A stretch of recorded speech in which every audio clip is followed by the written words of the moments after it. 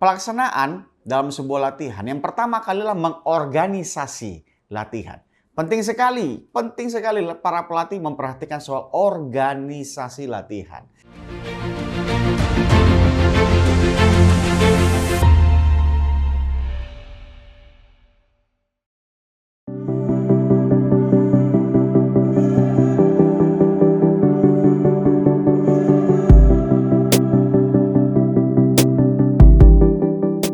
Untuk memudahkan mobilitas saya sehari-hari, saya sering menggunakan aplikasi Gojek. Kenyamanan dan keamanan menjadi salah satu faktor saya menggunakan Gojek. Keuntungan lain bagi saya adalah efisiensi.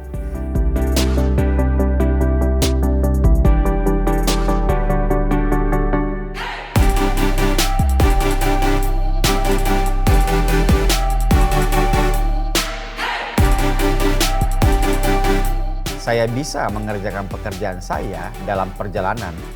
Seperti hari ini, saya bisa membaca ulang materi yang akan saya sampaikan dan mempersiapkan diri agar materi yang saya sampaikan dapat bermanfaat untuk banyak orang untuk kemajuan sepak bola Indonesia.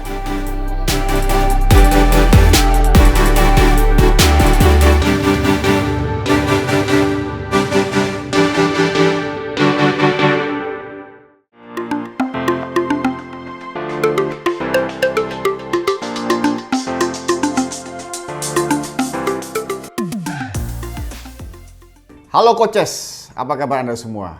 Saya harap Anda semua sehat selalu. Banyak sekali pertanyaan yang sering saya dengar oleh para pelatih-pelatih usia muda soal mereka bertanya dari mana datangnya sebuah program latihan.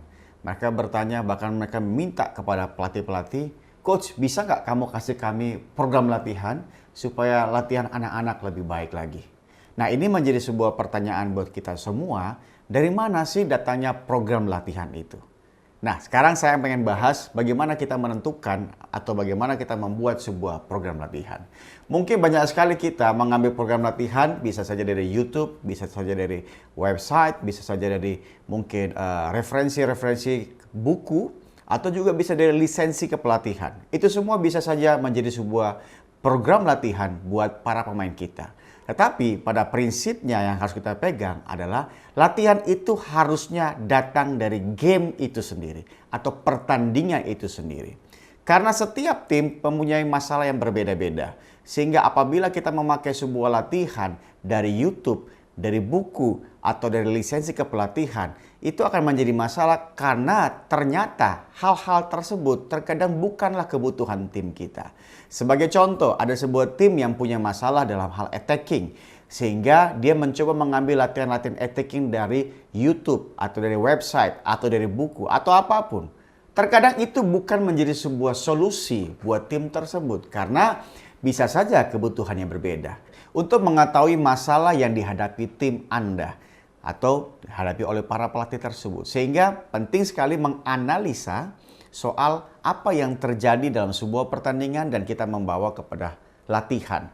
Jadi yang pertama adalah menganalisa pertandingan. Yang kedua, setelah menganalisa pertandingan, kita membawa itu menjadi sebuah bentuk latihan atau bahan latihan. Di latihan tersebutlah kita menyelesaikan masalah-masalah yang terjadi dari game sebelumnya. Setelah kita melatih atau memberikan solusi kepada para pemain dalam latihan, maka kita akan kembali pada game lagi atau pertandingan lagi. Dan setelah pertandingan itu lagi, kita akan lakukan analisa kembali dan mengambil sebuah kesimpulan untuk apa yang akan kita latih, apa yang akan kita buat, solusi buat para pemain, sehingga pemain bisa memiliki keterampilan yang lebih baik dari sebelumnya. Jadi game, latihan, kembali pada game lagi, evaluasi lagi, dan latihan lagi. Itulah sebuah siklus yang harus ada dalam sebuah tim dalam melakukan sebuah program latihan. Jadi pertanyaannya, kalau Anda bertanya dari manakah datang program latihan, sederhana sekali.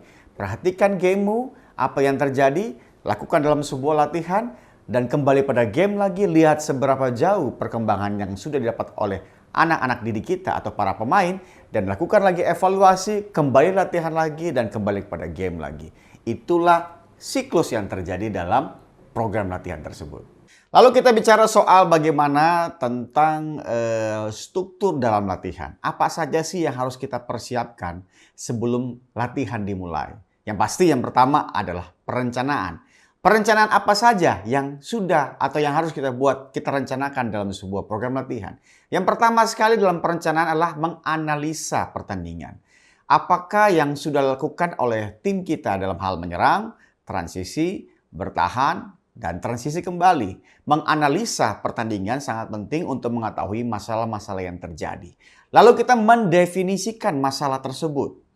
Masalah tersebut yang di mana? Siapa yang membuat masalah tersebut? Di area mana masalah tersebut terjadi? Dari situlah kita membuat sebuah desain latihan. Jadi menganalisa, mendefinisikan masalah, dan kita membuat sebuah desain latihan. Yang kedua, setelah perencanaan, kita membuat persiapan. Seperti apa saja persiapan itu? Yang pertama, apakah kita punya staff? Berapa pemain kita? Di mana kita berlatih? Bagaimana situasi lapangan kita? Bagaimana soal kualitas lapangan kita? Rumputnya seperti apa? Besar kecil lapangan seperti apa? Perlu kita survei, perlu kita lihat seperti apa yang ada.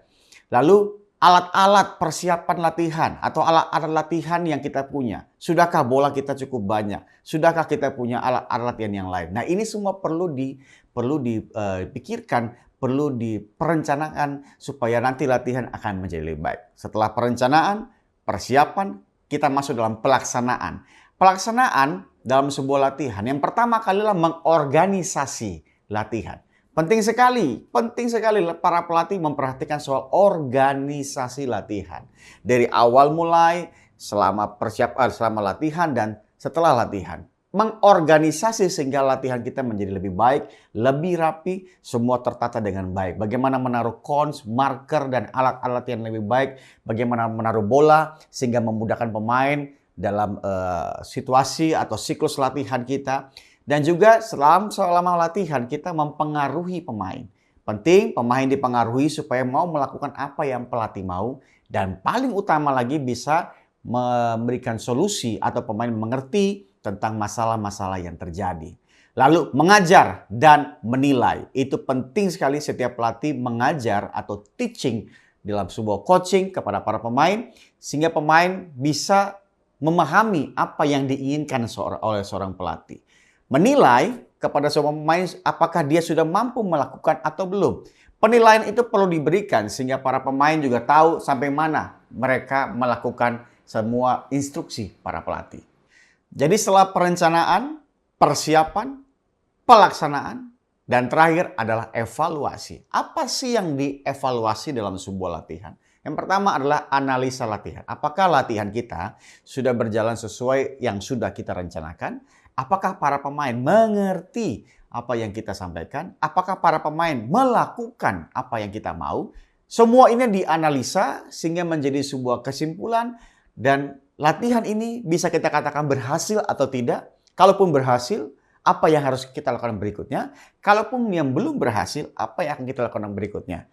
Makanya setelah analisa latihan, kita sampai pada bagaimana membuat sebuah desain latihan kembali untuk melaksanakan atau untuk mengevaluasi apa yang gagal dalam latihan kita tersebut. Jadi perhatikan sekali susunannya harus kita punya dalam sebuah program latihan. Ya, saya ulang kembali bahwa latihan berasal dari game, latihan kepada game, lalu ada perencanaan, lalu ada persiapan, lalu ada pelaksanaan, dan terakhir adalah evaluasi. Struktur ini baiknya dijalankan oleh semua pelatih dengan baik, maka akan menjadi sebuah program latihan yang akan menjadi jawaban buat kita semua dalam membuat latihan kita yang berkualitas, yang lebih baik dan lebih baik sehingga sepak bola kita akan semakin lebih baik. Penting sekali latihan yang berkualitas, bukan latihan yang banyak, bukan latihan yang banyak, tapi latihan berkualitas. Karena latihan yang berkualitas akan membuat pemain semakin hari semakin berkualitas. Itu yang kita butuhkan di sepak bola Indonesia.